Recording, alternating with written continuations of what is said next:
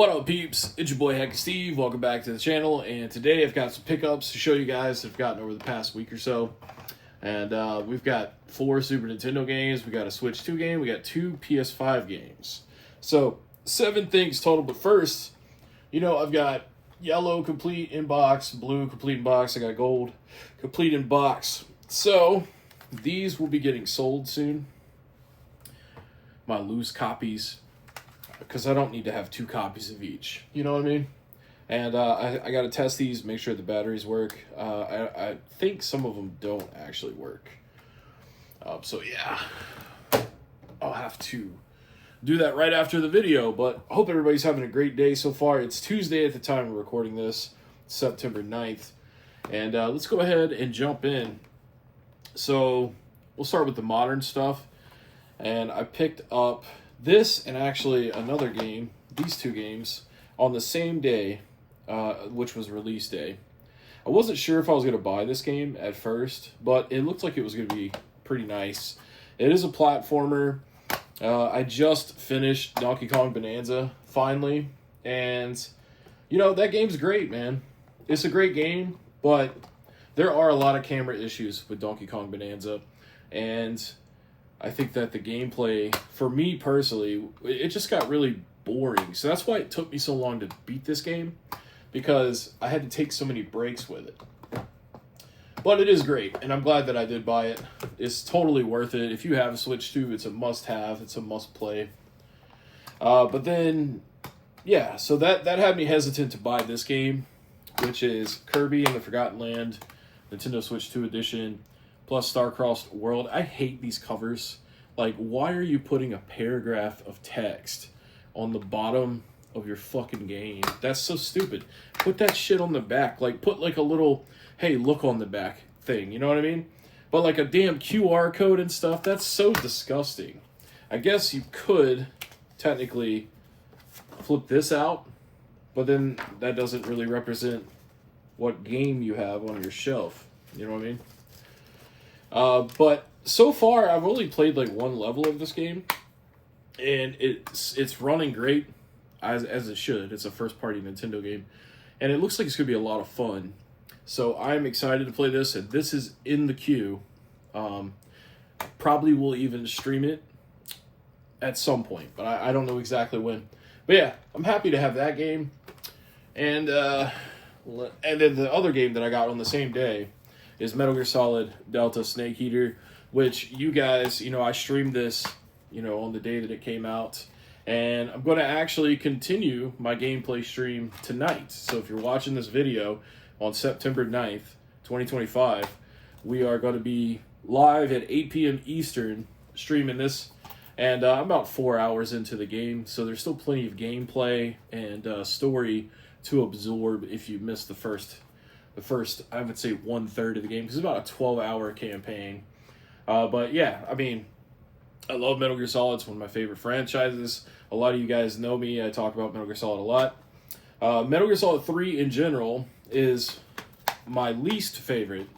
So keep that in mind. It's still a game I like. It's just my least liked of the Metal Gear games. And actually, when I say that, I mean of the first 3, like Metal Gear Solid 2, and Metal Gear Solid 3 Snake Eater.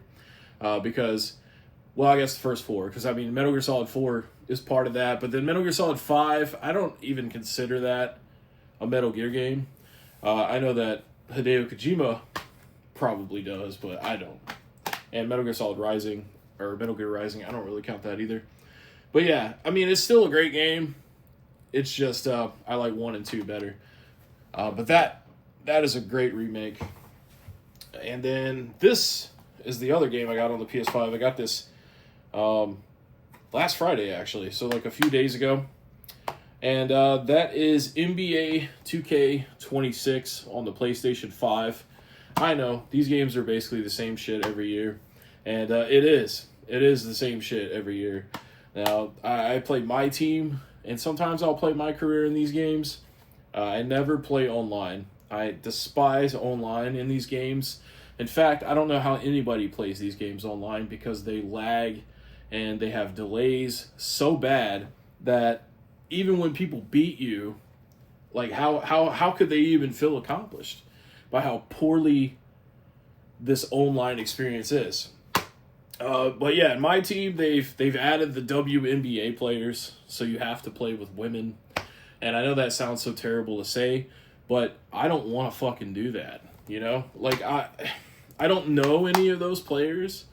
Now, I mean, some of them are pretty good, and I know it's just avatars on a screen, but my team means my shit, like what I want, and I don't follow the WNBA, so I only know like 2 of their names. And I don't think forcing it on me is a way to get me to like it either. So yeah, I mean, as soon as I unlock more players, I'm going to take all the women off of my team. And also, like, okay, I had this one on my team, and her name is Skylar Diggins, and she has really great stats in the game, but she's like 5'8". So the other teams, like the CPU, when they face you, they don't have women on their team. So like I've got like this fucking 5'8" chick guarding some 6'5" fucking, you know, whoever it may be, Hardaway Jr., Kevin Durant, any fucking black dude that's a basketball player is taller than 5'8", especially these days. So yeah, basically they can't guard at all. So if you play like triple threat, like, they're just going to pass it to the dude that's being guarded by the short woman. And this is such a terrible discussion. But you know what I'm saying? Like, it fucking pisses me off. And, like, that's not going to make me like the WNBA, bro. So I don't know why y'all did that. But actually, I have another story about NBA 2K26. So I originally had bought it on the Switch 2. Because this game right here, WWE 2K25, this game runs great on the Switch 2. It's 60 FPS, it's smooth, it's fucking great. So I was assuming that NBA 2K26 was probably going to be more like that experience. That is not true at all. It ran pretty bad. It was 30 FPS, but it was so sluggish, and you know the delay in input was just really bad on the Switch 2. And don't get me wrong, the delay input on not WWE, but NBA games in general, even when you play just against the CPU, there is a little bit of input delay, even on the PS5 and Xbox version. Like, the characters just do not react instantaneously. And it was very, very hard to play the game. And I bought it brand new on the Switch 2, like, sealed from GameStop. And this is why I fuck with GameStop, because they didn't have to do this, but I went back like the next day and I said, hey man, this game runs like crap. It's very disappointing. I know I bought it brand new sealed. Is there any way that you could swap me out for like the PS5 copy? Maybe you could mark it as defective. And then when I said that, he said, shh, don't be saying it out loud, man. So yes, he did allow me to swap a opened sealed NBA 2K26 for the Switch 2 for a sealed copy of NBA 2K26. God, that's such a hard thing to say. But yeah, so thank you for that, man. I really appreciate it. And because it was just going to end up on the shelf and not get played if I was going to be stuck with that Switch 2 version. It just wasn't good enough to tolerate. And it's very disappointing. And that is the last time that I'll be buying a third-party sports game that's supposed to be like a simulation on the Switch 2 until I know for damn sure that the game runs great. Because, you know, I'd already gotten burned with the Madden 26. So I was very thankful that was able to get, you know, fixed over there at GameStop. So shout out GameStop for the hookup, man. Goated employee. Overall, game's good, but then again, it's exactly like 2K25. It's exactly like 2K24. It's exactly like 2K23. They barely make any changes to these games, and somehow we still pay $70 for these games every year. And yeah, I need to stop doing that. But I have fun with it, so that's why I do it. But yeah, it is definitely some bullshit. Alright, now let's get into the 4 Super Nintendo games that I picked up. And you know, there's a lot of Super Nintendo games that I still need to get for the collection. But we're going to start off with this one. I used to rent this game a whole lot as a kid, and so this was basically a nostalgia purchase. But that is Speedy Gonzalez's Los Gatos Bandidos. This is a really fun game. And it's not expensive. I think I paid like maybe $15 for it. Maybe a little less. Then this one I already had on Sega Genesis, but, you know, as a kid, I played a lot of this on the Super Nintendo, and so I wanted to have it again on the Super Nintendo, but that's Primal Rage, which is a fun fighting game. It's not the best fighting game, that's for sure. I mean, it's got some stiffness to it, it's got some janky controls, but overall, man, it's a great game. They should bring this series back. Like, this thing has been dormant for so long. Like, they would totally sell a bunch of copies of this if they, like, brought it back. Like a remake or, like, you know, just a reboot. Yeah, that's what I'm trying to think of. That would be great. And then this one right here, I was kind of surprised that I didn't already own it. So I felt kind of shameful that I didn't own it. But it's one of the greatest Super Nintendo games ever made. It is, in my opinion, my favorite platformer of all time.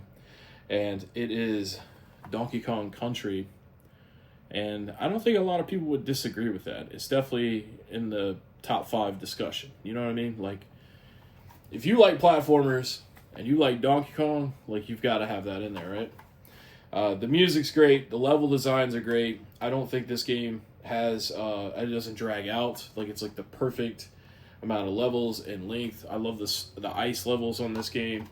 And yeah, the music is just super nostalgic. It's one of the soundtracks that still plays in my head all the time. So had to have it. Can't believe I didn't already have it. I still need to get a complete in-box copy of that at some point. But I went ahead and grabbed it. I think I got it for around $20. And then the last game, man, I've been looking for this game for a while. And I don't know if I'm just in the mood for these types or of this franchise because it's like close to Halloween and, you know, like, this character in particular gives me Halloween vibes. Might even stream some more of his games during spooky season here soon. But yeah, couldn't find this one anywhere. Bought it recently on the Sega Genesis, and I showed it in a pickups video. It turned out that it wasn't what I expected. It was more of a platformer, but this is a beat 'em up, and that is Batman Returns on the Super Nintendo. And I played so much of this as a kid. And it's just another one of those games where, like, the sound and the theme, just like Donkey Kong, it stays in my head. It's super fun, man. And I actually might stream this. You know, I have to hook the Retron up to the Elgato and do some streaming. But I think that would be fun. And it's not a really expensive game. I think price starting has it for around $40. I paid $30 with free shipping on eBay because I had to go to eBay to buy it because I couldn't find it in any of the stores, and I waited several weeks to see if they would get it in. But yeah, man, it's not a really expensive game, but it's very uncommon. I think the people that own this do not give it up easily, and that's because the game is really fun. So really excited to add that to the collection. But yeah, guys, that's everything that I've got recently in pickups for video games.